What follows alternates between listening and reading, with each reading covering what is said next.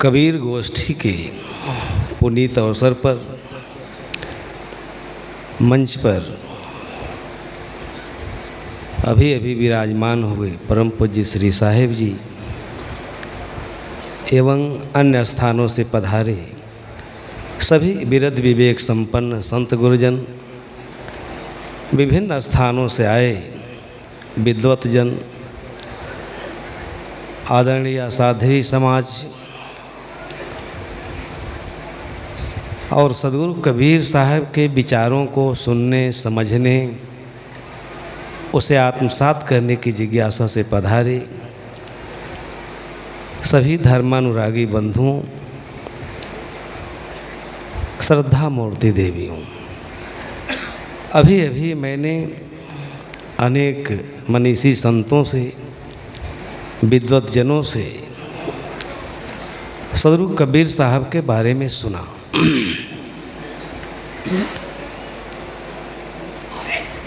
श्री देवेंद्र साहब ने कहा कि आप भी 10 मिनट में अपनी बात रखेंगे। मेरा अपना जो अनुभव है, जितना मैं समझ पाया हूँ, जान पाया हूँ, ऐसा लगता है कि सद्गुरु कबीर का जो व्यक्तित्व है इतना विराट है, ऐसा लगता है कि एशिया की आवाज़ और विश्व के विवेक के साक्षात प्रतिमूर्ति हैं। पूरी दुनिया में ऐसा दुर्लभ व्यक्तित्व दुर्लभ है। जिस काल में उनका प्रादुर्भाव होता है भारत की सांस्कृतिक राजधानी वाराणसी में,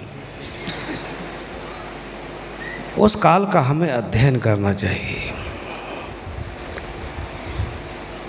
उन्होंने अपने इस भूमि पर अपने चरण रज रखे और भारत की आत्मा को अपनी विशेषता प्रदान की। विद्वानों ने अनेक तरह से उनके जीवन वृत्त का मूल्यांकन किया है, लेकिन मैं ऐसा समझता हूँ कि वह सही परिप्रेक्ष्य में उन्हें समझ नहीं पाए हैं और साहित्यकारों ने तो बहुत भूल की है कबीर को समझने में। खैर, उधर मैं नहीं जाऊंगा। जिस काल में सद्गुरु कबीर साहब आते हैं वह एक ऐसा संक्रमण काल है, ट्रांजिशनल पीरियड है, जिसमें भारत का धार्मिक वातावरण, सांस्कृतिक वातावरण, सामाजिक वातावरण वे भयंकर उथल पुथल है और हिंदुत्व इतना बिखर गया है, इतना खंडित हो गया है, उसे सहेजने वाला कोई व्यक्ति नहीं दिखाई देता।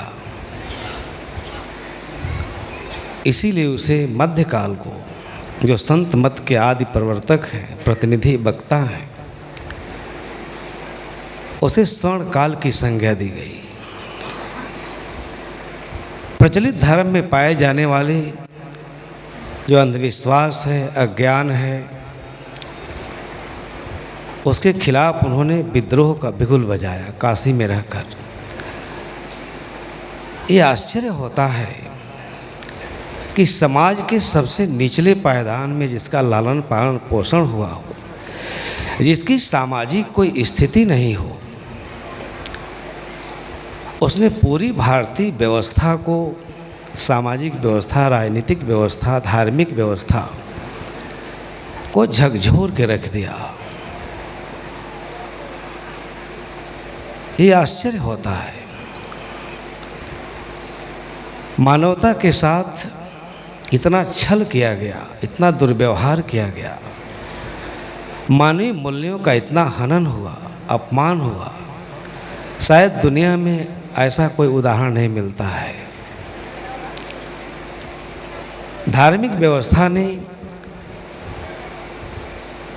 मनुष्य को ये कितनी विदीर्ण कर देने वाली बात है जात पात, छुआछूत, ऊंच नीच की भावना, पाखंड, अंधविश्वास, ढोंग, बाह्याचार चरम सीमा पर थे। दो धर्मों का द्वंद्व। सदगुरु कबीर की आत्मा मानव की प्रतिष्ठा के लिए उनका अंतःस्थल व्याकुल था। इसलिए उनके धर्म की जो गरिमा है वो मानवीय मूल्यों के प्रतिस्थापना के लिए है। भारत में ऐसे ऐसे उदाहरण मिलते हैं, उसको सुनकर सिर शर्म से झुक जाता है। आज भी वो बीमारी है, उसके हम शिकार हैं। लोग कहते हैं कबीर साहब के सपनों का संविधान बन गया। हाँ, ये ज़रूर है, उनकी आवाज़ संविधान में सुनाई देती है, परंतु उनका सपना कहाँ साकार हुआ। आज भी वही जात के नाम पर व्यवहार किया जाता है, एकेडमिक जगत में किया जाता है, मैंने खुद देखा है। इसलिए कबीर को बहुत धैर्य से पढ़ने समझने की ज़रूरत है।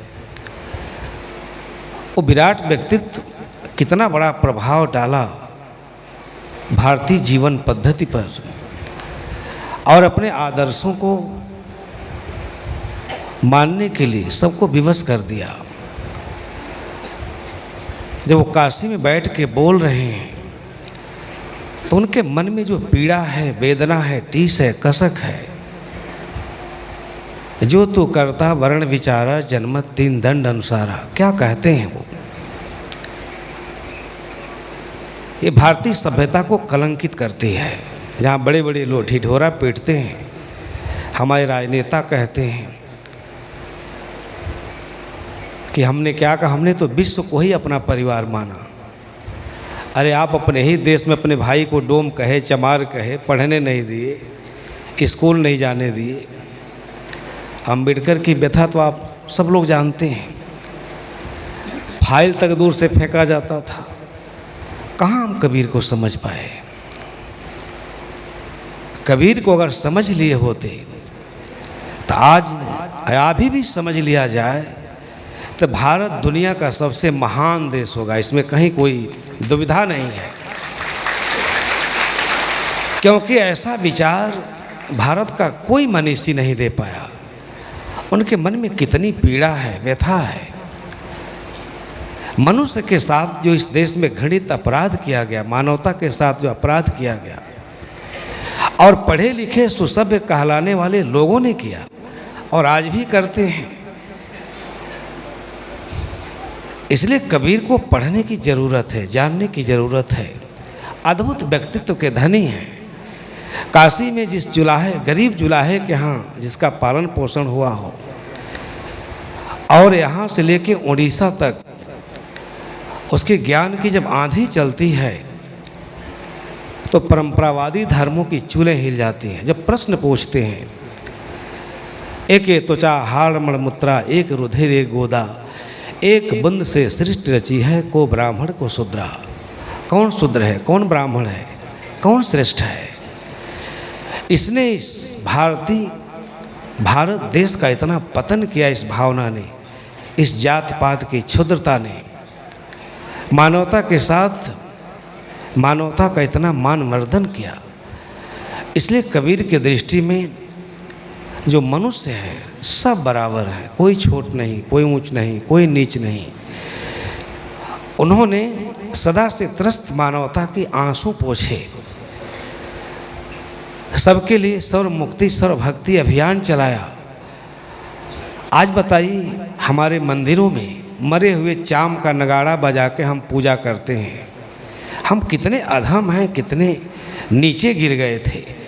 पर उसी में एक आदमी नहाद होके जाता है तो आप इसलिए नहीं जाने देते कि वो शूद्र परिवार में पैदा हुआ। एक कितनी घृणित बात है। हम अपने देश को और अपनी सभ्यता को कहाँ ले जाना चाहते हैं। आज भी इस कलंक हमसे छूटा नहीं है, हम धो नहीं पाए हैं। अभी रामनाथ कोविंद जी, इस बात को मैं नहीं कहना चाहूँगा कि आर नारायण जब राष्ट्रपति हुए तो अखबार वालों ने निकाला कि रायसीना हिल्स में शूद्र का प्रयोग, शूद्र का प्रवेश, जो राजनयिक है, भारत सरकार के कैबिनेट मंत्री है, इतना योग्य पुरुष है, उसको भी अपने जात से अपमानित होना पड़ता है। तो इसलिए सदगुरु कबीर साहब के जीवन के कई आयाम हैं। थोड़ा सा समय है, उस पर विस्तार से प्रकाश डालना संभव नहीं है, मैं लोभ भी संभल नहीं कर पाऊंगा। तो उन्होंने जो कुछ कहा वो भारतीय धर्म, दर्शन, आध्यात्म और समाज का पुनरुद्धार किया। हमको एक अवसर दिया कि हम सोच करके अपनी सभ्यता को ऊंचे स्थान पर प्रतिस्थापित करें। बहुत कुछ कहा और धर्म, दर्शन, अध्यात्म इतना सुव्यवस्थित है कि ऐसा उदाहरण कहीं नहीं मिलता। साहब ने कहा, जो तू करता वर्ण विचारा, जन्मत तीन दंड अनुसारा। अगर आप क्यों ऐसा कहा, आपको सोचना होगा।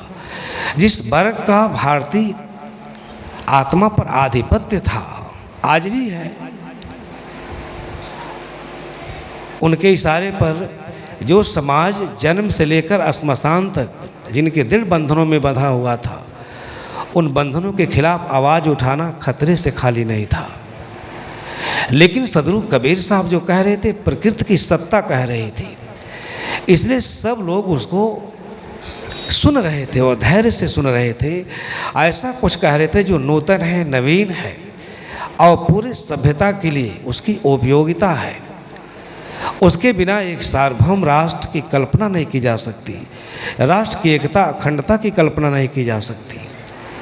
तो इसलिए उनका जो व्यक्तित्व है वो इतना विराट है, पूरे भारतीय चिंतन परंपरा उसमें समा जाती है। आज बहुत लोग लेखनी उठा लेते हैं, लिखने लगते हैं, कबीर को अनपढ़ कहते हैं, एक साखी पर मस कागज छुयो नहीं, कलम गहो नहीं हाथ, विद्वान लोग कहते हैं। जो कबीर इतनी वाणी कहे, पूरे वेद, शास्त्र, उपनिषद, सारे चिंतन धारा की मीमांसा की और ऐसा सार्वभौम सत्य की व्याख्या की कि सब लोग उसके प्रति सबके मन में आदर आया, निरपेक्ष भाव से, निष्पक्ष भाव से। अद्भुत व्यक्तित्व है उनका, सदगुरु कबीर का। इसलिए हम भारत के लोगों को समय नहीं है, अधिक से अधिक पढ़ना चाहिए। वो कहते हैं कि अगर आप स्वयंभू ब्राह्मण हैं, क्यों कहते हैं कि भारतीय व्यवस्था में वो ब्रह्मा के सगे भाई भतीजा रिश्तेदार थे। आप अपने बच्चे का नाम भी नहीं रख सकते उनके अनुमति के बिना। आप अपने परिश्रम के कमाए से बनाए हुए घर में उनके अनुमति के बिना प्रवेश नहीं कर सकते। कितनी विदीर्ण करने वाली व्यवस्था है। वो चाहे बर्बर हैं, असभ्य हैं, कुछ भी हैं, परंतु उनका मुँह पवित्र है। जब तक आपके घर में जाके बैठ के भोजन नहीं कर लेंगे, आपको सत्यनारायण का कथा नहीं सुना देंगे। हमको एकदम अंधा बना दिया गया। इसलिए कबीर ने एक आँख दी, एक अंतर्दृष्टि दी, अपने को समझने के लिए, व्यवस्था को समझने के लिए। हमें अपार साहस दिया जीने के लिए, क्योंकि हमको हीन भावना से कुचल दिया गया था, उससे ऊपर उठने का। इसलिए उनका जो दर्शन है, उनका जो चिंतन है, उसके बहुत सारे आयाम हैं। सबको पढ़ना चाहिए, चिंतन करना चाहिए। जितना हम कबीर को पढ़ेंगे, जितना समझेंगे, उतना हम धार्मिक रूप से, आध्यात्मिक रूप से जो उस पर कुहासा है, जो हम बिल्कुल एकदम हीन भावना से ग्रसित हो गए हैं, हमें साहस मिलेगा। हम चीज़ों को समझेंगे कि धर्म क्या है, समाज क्या है, राष्ट्र क्या है, हम क्या हैं और हम पूर्ण मनुष्य के रूप में कैसे जी सकते हैं। उनको पढ़ करके हम सारे मानवीय सद्गुणों से अलंकृत हो सकते हैं और एक सुंदर और एक आदर्श मानव जीवन जीकर समाज के प्रति जो दायित्व है, राष्ट्र के प्रति जो दायित्व है, धर्म के प्रति जो दायित्व है, उसका सुंदर हम निर्वहन कर सकते हैं। इसलिए आज के परिप्रेक्ष्य में सदगुरु कबीर साहब के, चाहे वो सामाजिक चिंतन हो, धार्मिक हो, आध्यात्मिक हो, सबको बहुत ही मनोयोग से पढ़ने की ज़रूरत है। वो एक ऐसी व्यवस्था दी इस राष्ट्र को कि इस ये राष्ट्र उससे बहुत मूर्धन्य हो सकता है, संपन्न हो सकता है और अपने अंदर के जो हजारों साल की बुराइयां हैं उस पर विजय प्राप्त कर सकता है और एक आदर्श राष्ट्र बन सकता है। तो सदगुरु कबीर साहब के बारे में ज़्यादा कुछ नहीं कहूँगा। उन्होंने उनके बारे में एक शायर ने जो शायर लिखा है, मैं सच्चे पथ का राही हूँ, कह सकता दिन को रात नहीं, ईमान बेच दूँ टुकड़ों में ये मेरे बस की बात नहीं। हर जगह जहाँ उन्होंने बोला, धर्म पर बोला, समाज पर बोला, जाति पाति पर बोला, कुरीतियों पर बोला, पाखंड पर बोला, एकदम वैज्ञानिक दृष्टि से बोला, इसलिए उसे सब आत्मसात किए। तो समय ज़्यादा नहीं है, साहिब जी आ चुके हैं मंच पर। आप सभी लोग कबीर को खूब धैर्य से पढ़ें। उनका जो निष्पक्ष ज्ञान है, उनका जो विवेक सम्मत ज्ञान है, जो वैज्ञानिक दृष्टिकोण है, वो हमारे लिए बहुत बड़ी विरासत है, पूरी दुनिया के लिए, पूरी मानव सभ्यता के लिए। तो आप लोग और भी साहिब जी का भी विचार सुनना है। आप लोगों को बहुत बहुत धन्यवाद देते हुए और कबीर साहब को पूरा हृदयंगम करते हुए जीवन जिए, इन्हीं शुभकामनाओं के साथ अपने विचारों को विराम देता हूँ।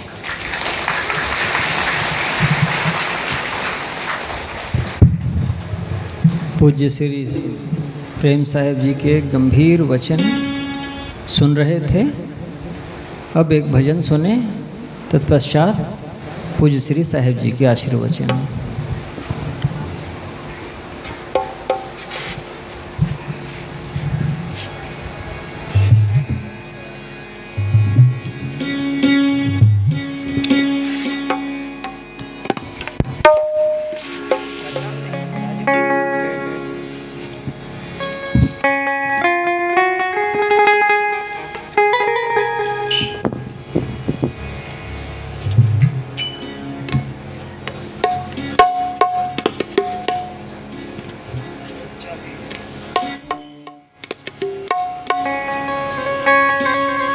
हेलो, प्रेम से बोलिए सदगुरु कबीर साहिब की, सदगुरु अभिलाष साहिब जी की, परम पूज्य गुरुदेव जी की, संत समाज की जय, भक्त समाज की जय।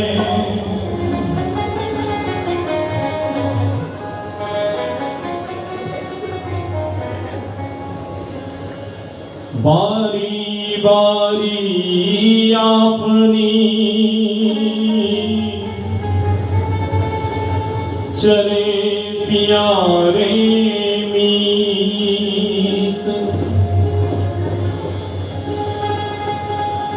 तेरी बारी जीरा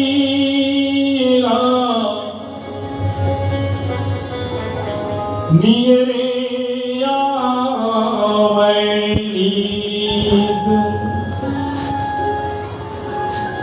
आज गाल के बीच में जंगल होगा बास, ऊपर ऊपर हल फिरे भोर चरेंगे घास। अधिक दिन ऐसा होएगा,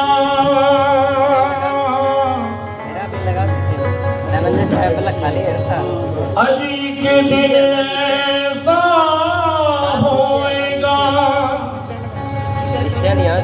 कोई काहू की नहीं, घर की नारी को कहे तन की नारी जाही। आज चले गए सोना मिले, आज चले गए सोना मिले, किसको पूछूं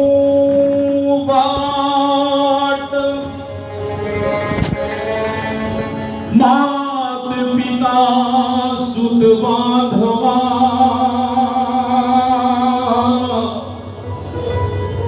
झूठा सब संघात,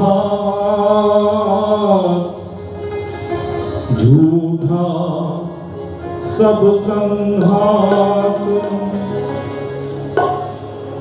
रहना नहीं देश वीराना है।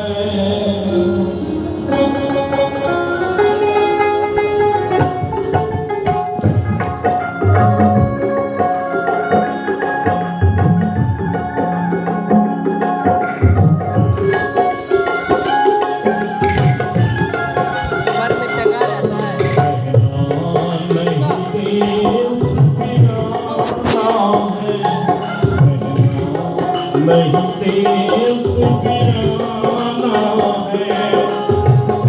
यह संसार कागज की पुड़िया धुंध परे भूल जाना है।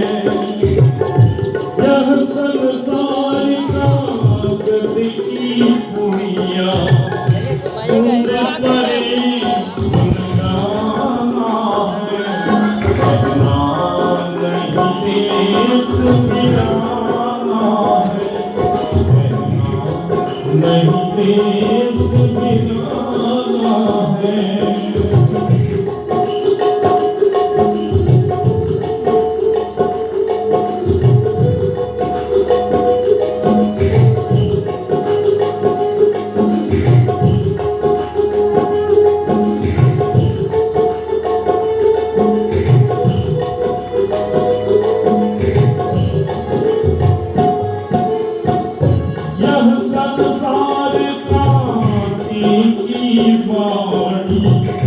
उलझ उलझ मर जाना है। यह संसार कांटे की वाणी उलझ